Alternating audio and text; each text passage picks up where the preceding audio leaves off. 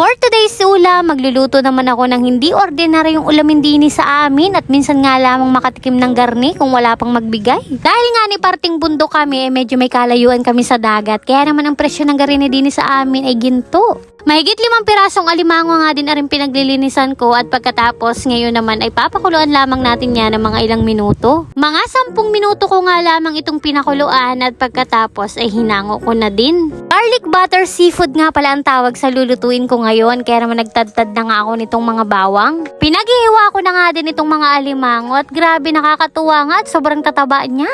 Meron din nga ako ditong ilang pirasong sugpo at isasama ko na nga din ito sa pagluluto. Ayan nga't nagpainit na ako ng kawali at nagtunaw na nga din ako ng butter. At nung mainit na nga yung butter ay nagisa na nga din ako diyan ng sibuyas at bawang at pagkatapos nilagay ko na nga din yung iba pang pampalasang sangkap katulad ng oyster sauce, banana ketchup at saka ng asin at paminta.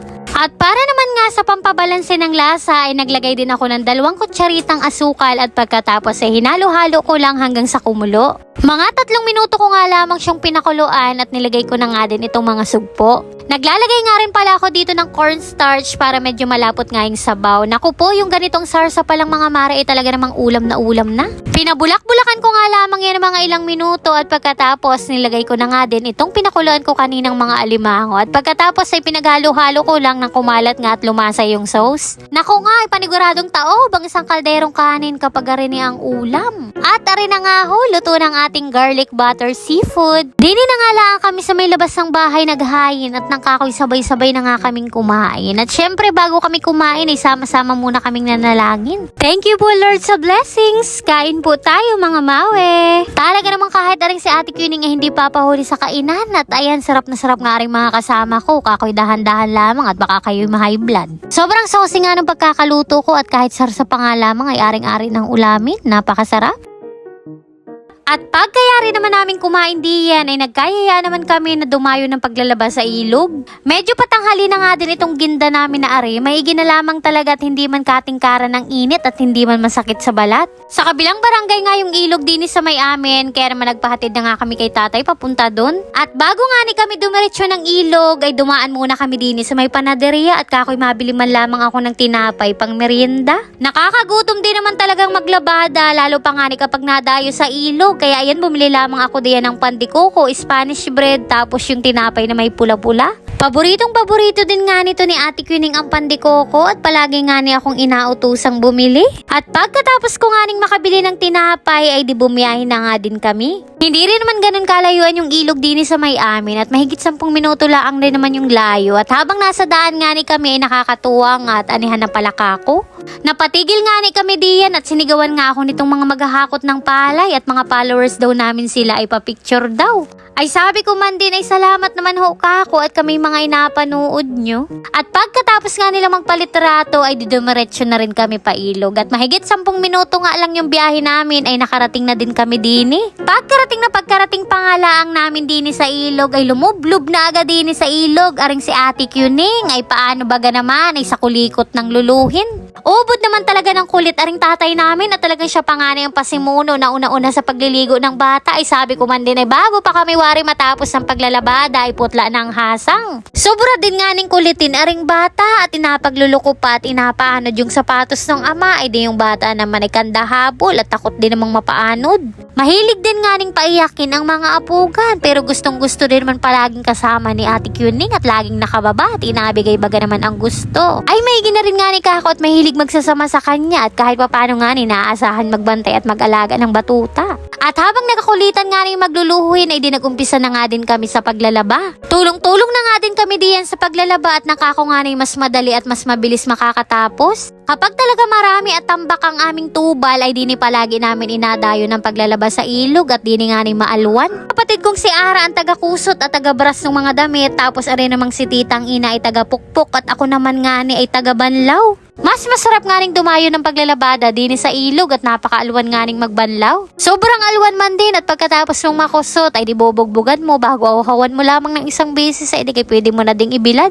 Kahit ng mga bata pa kami, tuwing Sabado talaga di ni kami dumadayo ng paglalaba sa ilog. 5 nga ni kaming magkakapatid kaya naman palaging reklamo yung nanay ko na tambak lagi yung mga tubal namin. Kaya tuwing Sabado kapag wala kaming pasok ay kailangang magalaba ka muna bago ka payagang maglaog sa kapitbahay. Pero ang natatandaan ko nga nun ay palagi din akong napapagalitan dahil ang gusto ko nga lamang nun ay magakusot at iba pa nga daw yung taga-banlaw at lalong higit ayaw na ayaw ko nung magsampay. Ayaw na ayaw ko talaga ang trabahong paglalaba at kahit ngayon nga ni napakadalang ko nga ning maglaba at laging si titang ina ang tagalaba din namin. At dahil nga ni nauna ko ng banlawan yung mga kumot ay pinagbibilad ko na nga din kaagad din sa may basud para bago kami umuwi ay medyo tuyo na. At syempre pagkatapos namin maglaba ay hindi mawawala ang liguan at ang exciting part para kay Ate Kuning kahit putla na nga ang hasang. Sobrang sarap talagang maligo dito sa ilog lalo pa nga ngayon at hindi man ganun katingkad ang init bago napakaganda at napakalinis nga ni ng tubig at malamig. Tuwang-tuwa na naman nga po ang batang napagbigyan sa hilig kaya ayan wala na namang kaligalig-galig. Nagulat nga lamang ako at bigla na lamang bumangisi ayun pala'y nakakita ng baka. Kilig na nga ni ang katawan ni Ate Kuning at takot na takot nga ni Dini sa baka ay sabi ko nga ni sa kanya ay magmerienda na lamang kita talagang ako'y nagutom na naman. Merienda muna kita mga mawe, thank you Lord sa blessings. At aring nga ni si Ate Kuning ay talaga namang inapakaupak-upakan aring pandikukong paboritong-paborito niya.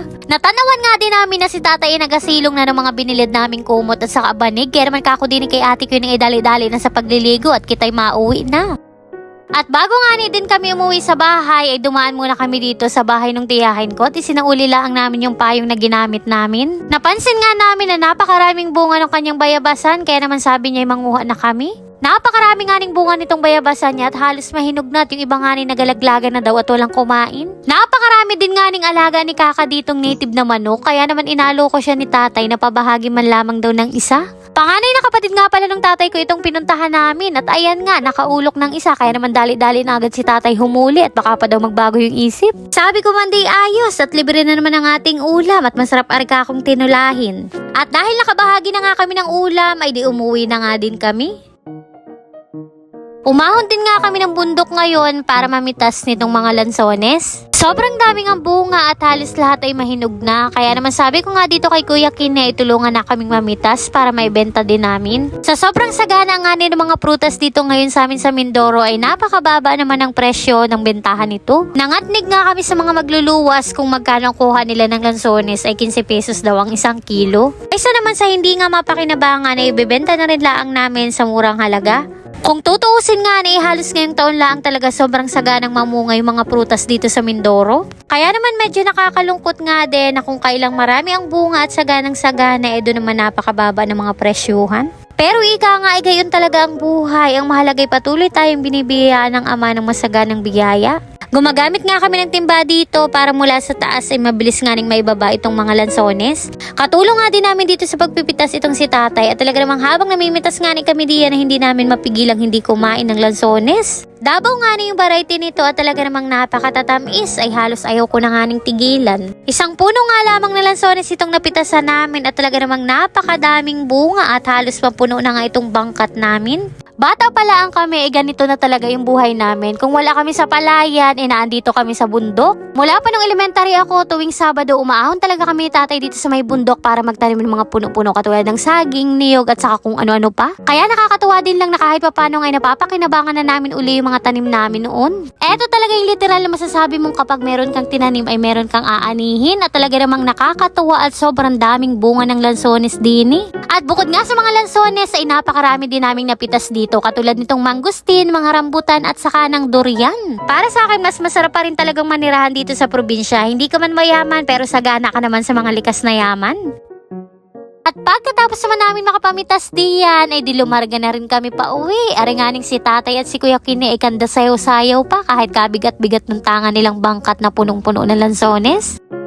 Fast forward, kinabukasan naman, aringanit inapagre-repack na nung nanay ko at saka ng mga kapatid ko itong lansones at meron nga daw silang kataratong mabili. Ating-itingin na nga laang namin na red ala ko para maibenta din namin ang 1 kilo ng 30 pesos. Pinagtulungan na nga nilang ipagpa-plastic at mamaya nga ay ala ko din namin. Di nilaang din naman sa aming baryo at nang kahit papano nga na ay makabawi. Aringani pa lang naputi naming lansones ay nakamahigit kumulang 100 kilo. May mga ilan ngang nakatarato sa akin kaya't are pinagdadala ko na nga ni sa kanila. Nakapagbenta rin nga ni ng ilang kilo itong lola ko din sa may babaan namin at siya nga daw ay naka 370 pesos. At are namang nanay ko ay nakapaglako doon sa singila ng card at siya nga daw ay naka 300 pesos. Ayos din naman nga kako ang unang bintahan at naka 1,300 ako ngayong araw. Kinahapunan naman ay pumunta naman kami ng bayan at kako'y mabili man lamang kami ng ulam. Dumiretso na nga rin kagad ako din sa may palengke at bumili lamang ako ng isdang galunggong sa halagang 100 pesos at saka 30 pesos na talong at kakoy maigi na rin nga aring mailaga. Bumili na nga rin ako ng 2 pirasong mangga at minsan nga ni pag ayaw ni Ate Kuning ng ulam ay ari nga na yung ginapaulam ko. At bago pa nga ni ako malula, makalimutan ay binili ko na nga din aring pediasure ni Ate Kuning. Nirecommend nga sa amin ito ng pedya ni Ate Kuning para man lamang daw tumaba-taba itong bata. Naalala ko nga din na halos 1 buwan na akong walang inagamit na lip tint kaya naman duwaan muna ako din at ako'y mabili man lamang. Simulat sa pool talaga nang natuto akong gumamit ng lip tint ng Brilliant ay ari na nga palagi yung inagamit ko. Bumili na rin nga ni ako na ring sunscreen at medyo umitim nga ni yung mukha ko ngayon. Ari na may mura lamang at 100 pesos lamang yung garini. Kumuha na rin nga ni ako ng sabon at nang kakoy pumuti-puti man lamang ako. Yung garini nga ni napakabilis maubos sa amin at kaming dalawa nga ni yan ang ginagamit. At dahil nga ni maputla yung uso ko ay dinaglip tint na nga kaagad ako at nang kahit papano yung pumula-pula man lamang yung aking hasang. At ari nga ning istariray kong anak ay talaga namang hindi mapayag na hindi siya alagyan ng lip tint. Sabi ko man din ay kanino kaya nagmana aring batang arit kaliit-liit pa'y marunong na agad mag-lip tint. Sa katunayan nga ninyan ay kaya naubos talaga yung lip tint ko ay gawaan niya at palagi na nga lamang inapakailaman tapos mamalayan ko nga ni inapuna sa buong katawan. At ariman din ang patunay na inahilamos ang lip tint ay talaga naman kakong pag hindi mo nakuriyot sa puwet at pag hindi ka naman naperde sa batang makulikot. Kaya ayan, ang batuta nagaparinig kay Miss Glenda baka daw naman pagalawin ng baso. Charis. Dikit man. Nagtingin-tingin nga din ako ng mabibiling damit at kakoy makabahagi man lamang kahit 1 piraso. Nagsubok nga lamang ako magsukat na rin at kakoy parang maayos ari sa akin at maganda kako ay parang gusto ko nga ning bilhin. Tinanong ko nga yung presyo, abay 450 na daw kaagad ang garini. Ay medyo nang hinaya nga ni ako ng kaunti pero sabi ko minsan laang naman kaya ayan binili ko na nga din. At pagkatapos ko nga ning makabili ay pinuntahan ko na nga din itong mga kapatid ko at nagasyumay nga ni sila din sa may palengke. At dahil nga ni ako'y nakaramdam na rin ng gutom, may bumili lamang ako ng 20 pesos na quick-quick. Nagapabili din nga ni aring si Ate Kuning, kako nga ni hati na lamang kami din. At pagkatapos nga noon ay di umuwi na nga din kami. 10 minuto lang din naman yung layo ng bayan sa amin at ayan nga't nakarating na rin kami dito sa may amin. At bago nga ni matapos itong video na ito ay big shoutout nga po pala sa lahat ng mga followers namin ay natawag kami para lamang magpa-picture. Hindi nyo nga ho alam kung gaano ako nagagalak sa inyong pagmamahal at suporta sa aming pamilya. Kaya naman maraming salamat ho sa inyo. And yun lamang muna for today's video. Maraming salamat po sa inyong panonood. God bless.